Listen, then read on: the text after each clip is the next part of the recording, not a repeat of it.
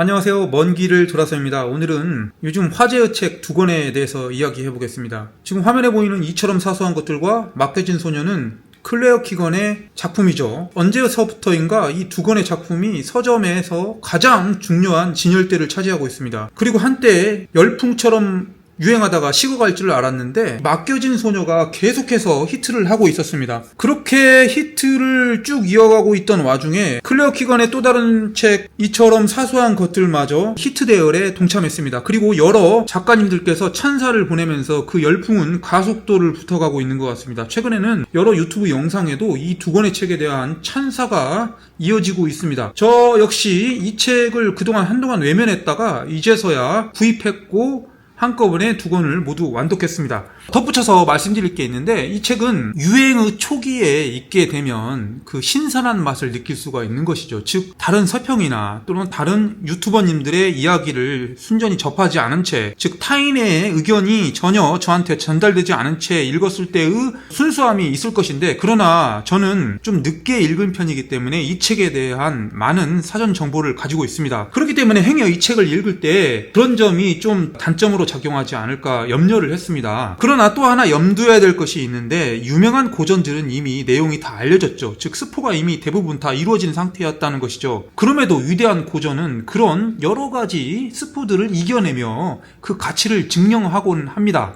따라서 이 두 권의 작품이 정말로 위대하다면 수많은 스포가 작동할지라도 이 책은 분명 독자에게 좋은 감정을 느끼게 할 것입니다. 아마도 이 두 권의 책은 여성 독자들께서 더 좋아하시지 않을까, 그런 생각을 해봅니다. 한 가지만 또 덧붙이자면, 저는 이 책이 어디선가 많이 본 듯한 그런 책이기도 합니다. 그러면 본격적으로 책 이야기를 해보겠습니다. 저도 무게를 쫙 빼고 그냥 제 가슴에서 흘러나오는 대로 이야기를 펼쳐보겠습니다. 어떤 인위적인 억지로 쥐어짜는 발언이 아니라 그냥 책을 읽고, 지금 맡겨진 소녀는 한 일주일이 지났고 이처럼 사소한 것들은 한 이틀이 지났으니까, 자, 이틀의 공백이 지나간 다음에 느껴지는 그 감정을 이야기해 보겠습니다. 따라서 줄거리는 정확하지 않을 수도 있는데, 자, 먼저 맡겨진 소녀부터 이야기를 해보겠습니다. 이 맡겨진 소녀를 읽었을 때 제일 먼저 피식하고 웃음이 나오는 것은 책 제목처럼 정말 맡겨진 소녀에 대한 이야기였다는 것입니다. 책 제목과 내용이 일치하는 것이 뭐가 우스울 것이냐라고 물으실 수 있지만, 책을 읽다 보니까 뭐야, 이거 정말 맡겨진 소녀에 대한 이야기잖아.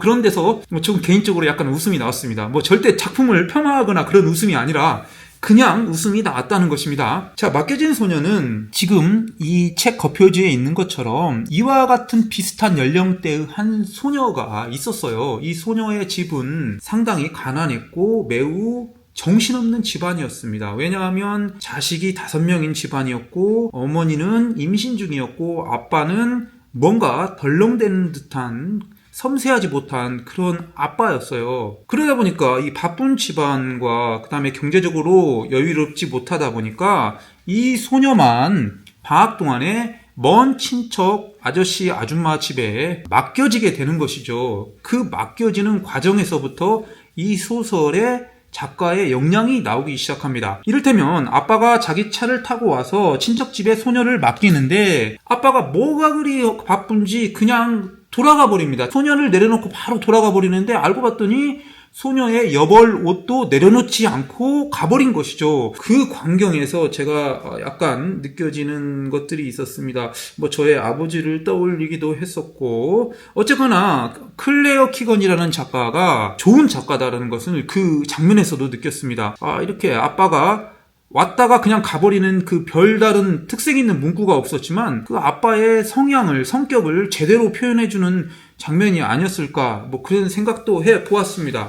자, 계속해서 줄거리를 이어나간다면, 그렇게 친척집에 맡겨진 이 소녀는 친절한 친척 아주머니와 아저씨의 보호 아래 편안한 여건 속에 생활을 하고 있었습니다. 그러나 우리 어린 시절 돌아보면 부모 없이 친척집에 맡겨졌을 때 제 아무리 친척이 친절하게 잘 대해주더라도 약간의 불안감이 있지 않습니까? 역시 마찬가지로 소녀는 그런 뭔가 공허하고 불안한 감정이 느끼기 시작했습니다. 더군다나 어떻게 보면 매우 친절한 아저씨와 아주머니지만 정체 모를 무언가의 공백감이 있었습니다. 그리고 소설 전체에 흐르는 약간의 긴장감이 있는데 그 긴장감은 조그마한 공포로도 약간은 느껴졌습니다. 도대체 그 클레어 키건이 이 평온한 집안에서 쥐어잡고 있는 약간의 긴장감은 무엇인지, 그 비밀이 무언가 있을 것 같은 여운이 계속해서 소설 전체적으로 이어지고 있었던 거예요. 책을 한참 읽어가다 보면 친척 아주머니와 아저씨의 친절함 속에 묻어있는 긴장감의 비밀이 있었던 것이죠. 자, 어쨌거나 이렇게 맡겨진 소녀에 대한 이야기를 100페이지에 걸쳐 실어내는 것이 이 책입니다. 말이 100페이지지 글씨도 크고 여백도 크기 때문에 이 책은 정말 분량이 작은 책입니다. 중편이라기 하기보다는 단편 정도의 분량이라고 말씀드릴 수 있죠. 자, 그렇다면 줄거리는 이 정도로 마치고 이 책에 대한 저만의 느낌을 말씀드려 볼게요. 일단 섬세한 감정의 필치가 돋보입니다. 부연 설명이 거의 없는 소녀의 아주 짤막한 대사 안에 작가의 많은 역량을 쏟은 필체가 숨어 있습니다. 독자는 그저 한 문장이지만 이로 인해 떠올려지는 상상의 영역은 거대합니다. 그리고 이 문장과 문장 사이의 여백은 독자가 채워 넣을 감정으로 가득합니다. 정말 이 책이 특이한 것은 행간, 그러니까 문장과 문장 사이의 행간을 독자가 채워 넣어야 할 것 같은 의무감이 들어가는 그런 문체가 구사됩니다. 자, 이것을 제가 어떻게 더 자세히 설명할 수 있을까 모르겠지만 무언가 저자는 나 이렇게 쓸 거야, 나머지 감정은 네가 스스로 채워 넣어, 이런 특별한 작법을 구사하는 것이죠. 그렇기 때문에 이 책이 그토록 높은 찬사를 받지 않나, 그런 생각이 듭니다. 그러니까 저자는 억제하고 독자는 감정을 폭발하려고 합니다. 정말 특이한 상황인데 이런 저자와 독자의 상반된 상황이 이 소설을 더욱 높은 감정의 영역으로 이끈다고 저는 생각합니다. 그러니까 한마디로 저자는 독자를 감정을 유발시키고 감정을 이끌어지는 어떤 구역으로 계속 몰아가는 것이죠. 그것도 장황하게 문장을 쓰는 것이 아니라 아주 최소한의 문장으로 독자에게 최대의 감정치를 유발한다. 이것이 이 책에 대한 저의 느낌이고 이것이 이 책의 가장 큰 장점이다. 이렇게 말씀드리겠습니다. 반면에 이러한 점이 때론 단점으로도 생각됩니다. 무슨 말이냐면 독자에게 일종의 약간의 의무감과 부담감을 줍니다. 독자, 당신은 내가 지금 무슨 말을 하고 있는지 이해하고 있지? 그렇지. 그렇게 강요한 듯한 느낌이 들었습니다. 책을 읽으면서 이런 느낌 받기 쉽지 않은데 저는 그런 느낌이 들었습니다. 그리고 간혹 가다가 너무 지나치게 간략한 문장을 구사합니다. 그러니까 다 말하지 않고 다 말했다고 작가는 여기는 것 같은데 일부는 맞을 수도 있지만 또 일부는 아닐 수도 있는 것입니다. 특히 각 단락의 마지막 시점마다 그 간략함을 극대화시키고 이야기를 딱 멈춰버리는데 이런 경우는 자칫하면 그 간략함이 오히려 아무것도 아닐 수 있는 위험성도 있는 것이죠. 그러나 다행히도 이 소설은 이러한 간략함과 이야기의 멈춤이 긍정적으로 해석되는 쪽으로 저울의 추가 기울어지는 것이죠. 이런 이야기가 단순한 구조이지만 많은 감정을 실어넣고 여러 가지 생각을 떠올리게 하는 이런 책 등을 간혹가다 제가 마주치곤 하는 것이죠. 그러니까 단 한 번도 마주치지 않은 생소한 소설이다, 그건 아니었어요. 그러나 전체적으로는 상당히 훌륭한 소설이라고 말씀드리고 누구에게나 권하고 싶은 그런 책임은 분명합니다. 자, 이렇게 해서 맡겨진 소녀에 대한 이야기를 마치고 다음은 이처럼 사소한 것들에 대해서 이야기해 보겠습니다. 이 같은 작가의 두 권의 작품이 약 10년여 시간차를 두고 출간이 되었습니다. 그렇기 때문에 약간은 상이합니다. 맡겨진 소녀가 잔잔한 이야기 속에 어떤 감정의 극대치를 건드는 소설이라면 이처럼 사소한 것들은 줄거리에 좀 더 주안점을 둔 소설이라고 말씀드리겠습니다. 둘 중에 어떤 소설이 더 좋냐라고 말씀드리면 각자 호불호가 갈리겠지만 저는 이처럼 사소한 것들을 선택하겠습니다. 자, 그러면 이처럼 사소한 것들에 대해서 줄거리를 간단히 이야기하고 이 책이 가지고 있는 여러 가지 특징들에 대해서 이야기해 볼게요. 이처럼 사소한 것들은 빌 펄롱이라는 한 남자의 감정에 관한 이야기입니다. 이 빌 펄롱은 가난한 집안 출신입니다. 그냥 가난한 것이 아니라 하녀의 아들입니다. 그녀의 어머니는 미시즈 윌슨이 소유하고 있는 대저택에서 하녀로 일하고 있습니다. 아버지는 누군지 모릅니다. 아무도 아버지가 누군지 말해주지 않습니다. 그러나 이러한 가난하고 어려운 환경에도 불구하고 펄롱은 비교적 윤택하게 생활합니다. 왜냐하면 집 주인인 미시즈 윌슨이 여러 재정적 혜택을 제공하고 여러 가지 다양한 후원을 했기 때문입니다. 그렇기 때문에 일부에서는 미시즈 윌슨의 아들이 펄롱의 아버지가 아닐까 그런 추측도 해봅니다.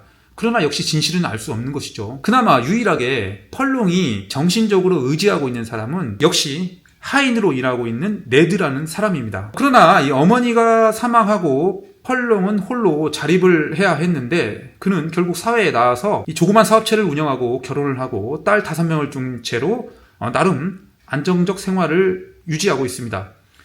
그러다가 어느 날 물품을 배달하러 갔다가 수녀원에서 이 소녀들이 착취하고 폭행당하는 것을 목격합니다. 그때부터 이 빌 펄롱의 마음은 요동치기 시작합니다. 왜냐하면 이 소녀가 착취당하고 폭행당하는 것을 사회에 알려야 하는 의무감과 그러나 그 사실을 알렸을 때 당할 후폭풍까지 동시에 떠올리게 되는 것이죠. 더 이상은 제가 스포기 때문에 말씀은 못 드리지만 여기까지 말한 이 다음부터 이어지는 이야기는 상당히 흡입력 있고 충격적인 이야기들이 펼쳐집니다. 자, 그러면 이 책을 읽고 떠오르는 감정에 대해서 말씀드려 볼게요. 이처럼 사소한 것들 역시 맡겨진 소녀처럼 철저하게 클레어 키건이 행간에 숨어있는 의미를 이용합니다. 최소한의 설명으로 계속 이야기 구조를 끌고 가는데 독자는 끊임없이 행간을 해석하려 듭니다. 그것은 철저하게 클레어 키건이 유도하는 함정 속에 빠지는 것이죠. 문장 하나를 써놓고 그 다음 문장을 써놓으면 독자는 해석할 수밖에 없는 환경 속으로 빠져듭니다. 그것은 클레어 키건이 그렇게 유도하기 때문이라고 생각합니다. 이 모든 주도권을 쥐고 독자를 흔드는 것입니다. 그러니까 이처럼 이 책이 인기가 많은 것 같아요. 단순히 그냥 이 짤막한 구조 이렇게 100페이지, 130페이지밖에 안 되는 분량 가지고도 이렇게 많은 독자의 여러 감정을 이끌어내는 것 같습니다. 그런 점에서는 클레어 키건은 분명 대단하다고 인정할 수밖에 없는 것입니다. 또 한 가지 덧붙이자면 인간이 가지고 있는 이 가장 큰 고통 중에 하나가 내가 누구일까를 모르는 고통이라고 생각합니다. 이게 무슨 말이냐면 그러니까 만약에 제가 부모가 누구인지 모른다고 칠게요. 그리고